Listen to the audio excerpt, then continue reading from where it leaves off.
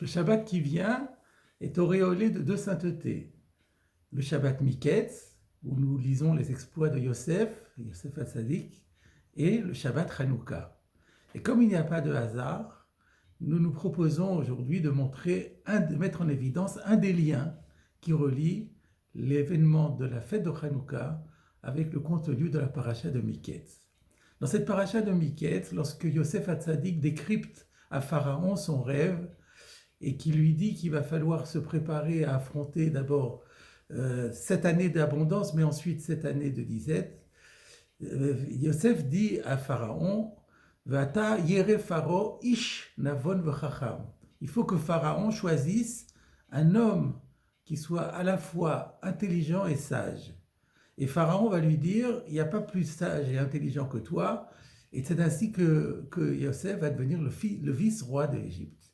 Il est permis de se demander pourquoi il était nécessaire d'avoir quelqu'un qui était supérieurement doué pour finalement prendre des dispositions assez simples. Il s'agissait simplement d'utiliser les 7 années d'abondance pour mettre de côté de la nourriture et de la conserver pour les 7 années suivantes.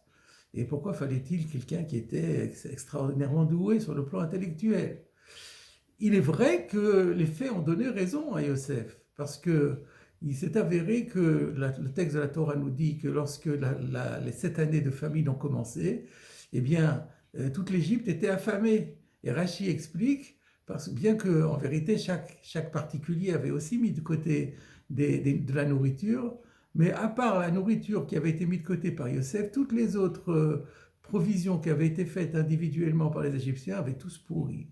Mais là aussi, il y a lieu de se demander quelle était la raison de ce phénomène. Par ailleurs, le Rashi rapporte la tradition midrashique selon laquelle, lorsque les Égyptiens sont allés demander à Yosef de leur accorder de la nourriture, celui-ci a mis la condition qu'ils devaient d'abord se circoncire. Et seulement après, ils auraient cette nourriture, et Pharaon leur a dit, vous n'avez pas le choix, vous devez vous circoncire. Et là aussi, on peut se poser la question, mais pourquoi Yosef leur demande aux Égyptiens de se circoncire? Il n'avait certainement pas comme objectif de les convertir au judaïsme. À ces trois questions, le Mashgiach de la Yeshiva de Hebron, le Rav Chaim Yitzhak Kaplan, propose une réponse fondée sur l'analyse de ces deux termes de Navon intelligent et Chacham sage. Commençons tout d'abord par le sage, le Chacham.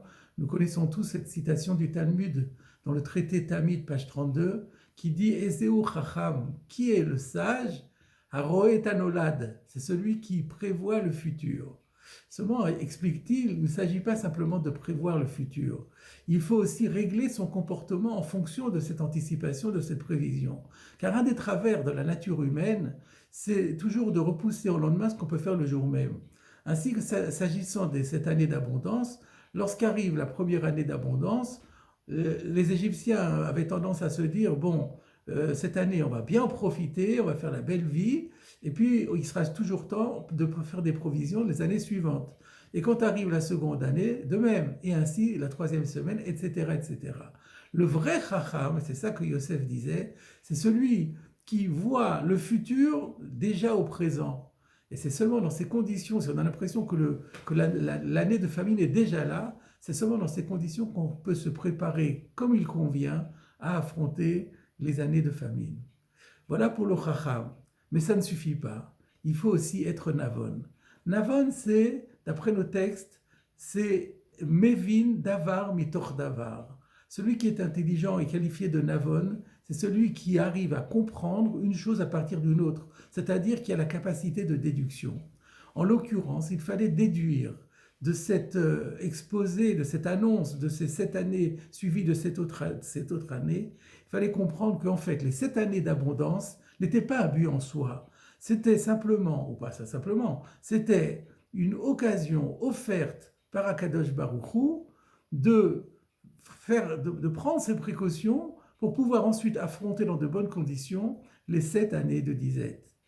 Mais c'était un moyen, ce n'était pas un but en soi, c'était donc un moyen pour pouvoir survivre pendant les années de disette. Et c'est d'ailleurs ce que dit le Or HaChaim Akadosh, Rabbi Chaim Ben Attar, qui fait remarquer que lorsque Yosef décrypte le rêve du pharaon, il lui dit, tu sais, les vaches maigres et les épis vides désignent 7 années de famine. Mais il ne parle pas, il n'évoque pas les vaches grasses, la signification des vaches grasses et la signification des beaux épis. Pour la simple raison, nous dit le Or HaChaim Akadosh, parce que l'essentiel de l'annonce de ce rêve, c'était uniquement qu'il y aurait 7 années de famine. Le reste n'est que conséquence. Eh bien, ça, c'était un Navon. Il s'avère que ce qui est important, c'est de comprendre qu'au-delà de cette vision des 7 années d'abondance et de 7 années de famine, eh bien, c'est tout le regard que nous devons porter sur notre vie qui dépend aussi de ce même qualificatif de Chacham Venavon. La vie ici-bas, ce qu'on appelle en hébreu le Olam Hazé, peut être comparée aux 7 années d'abondance. Et le Olam Haba, le monde futur, peut être comparé aux 7 années de famine. Pourquoi? Parce que le monde ici-bas est le monde de l'action. C'est dans ce monde ici-bas que nous pouvons accomplir des mitzvot, capitaliser des mérites qui nous permettront par la suite de mériter le Olam Haba, le monde futur, les récompenses du monde futur. Mais une fois qu'on est arrivé dans le monde futur, eh bien, il n'est plus possible de capitaliser le moindre mérite. C'est terminé, on est entièrement passif. Et donc, être Chacham Venavon, c'est en quelque sorte à comprendre et accomplir ce précepte, cet enseignement des Pirkei Avot dans le chapitre 4, qui dit que le Olam Hazé, ce monde-ci, est comme un prosdor, c'est un corridor, une antichambre par rapport au monde futur, et qu'il faut se préparer dans le Olam Hazé, dans ce corridor, pour être capable par la suite de pénétrer dans le palais. Les Égyptiens, bien entendu, n'avaient pas cette vision du Chacham Venavon, ni par rapport aux années d'abondance et de disette, ni par rapport, encore plus, par rapport au regard qu'ils jetaient sur leur vie. Et c'est pour les sanctionner, pour leur montrer qu'ils se trompaient dans leur vision, que Dieu a fait que leurs fruits, que leurs aliments, que leur blé, que leur froment allaient pourrir. Et on va comprendre du coup pourquoi est-ce que Yosef va leur demander de se circoncire. Parce que quelle est une des significations principales de cette immense mitzvah qu'est la Brit Mila, la circoncision? La circoncision qui se fait donc sur l'organe génital, c'est pour nous faire comprendre que la vocation de ce membre n'est pas de satisfaire notre désir de jouissance, pas du tout, mais de le mettre au service de Dieu, à travers la mitzvah de procréation et à travers cette mitzvah qu'on appelle Ona, et qui consiste à réaliser une union authentique, solide, sublime, entre l'homme et la femme, entre le mari et son épouse.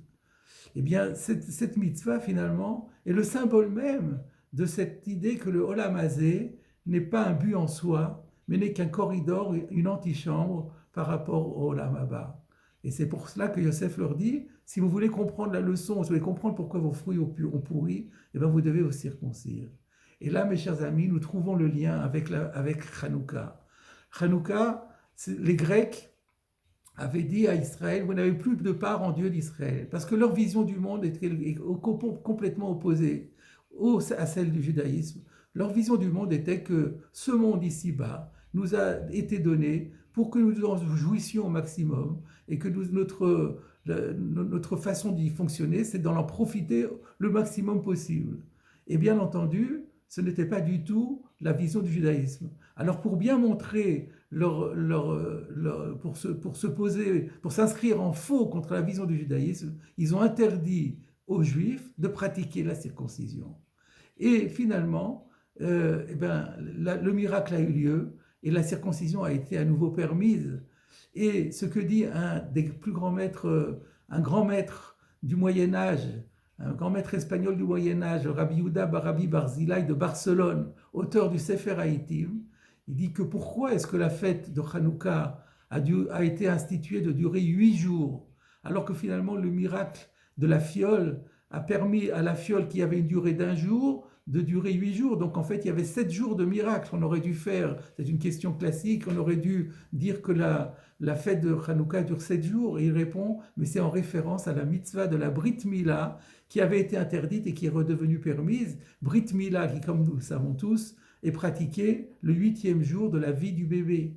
Et donc le lien entre Hanouka et la Brit Mila est fondamental et c'est pour ça on a inscrit ces 8 jours. Voilà mes chers amis, la leçon, les deux leçons, la leçon de Miketz et la leçon de Hanouka, c'est que nous devons bien comprendre, superposer les 7 années d'abondance et les 7 années de disette avec le Olam Hazé et le Olam Haba. Sachons être Chacham et Navon. Et d'ailleurs, pensons à cette phrase que nous chantons dans le Maoz Tzur qui résume toute notre leçon. Benei Vina Yemei Shmona Kavu. Les sages de l'époque sont qualifiés de Benei Vina parce qu'ils ont été doués de cette intelligence de déduction. C'est pour cela qu'ils ont pensé à instituer 8 jours de fête et non pas 7, pour bien nous dire que nous devons faire le maximum pour nous préparer de façon active et méritante et méritoire dans le Olam Hazé, pour être à même de bénéficier des mérites du Olam Haba dans les meilleures conditions.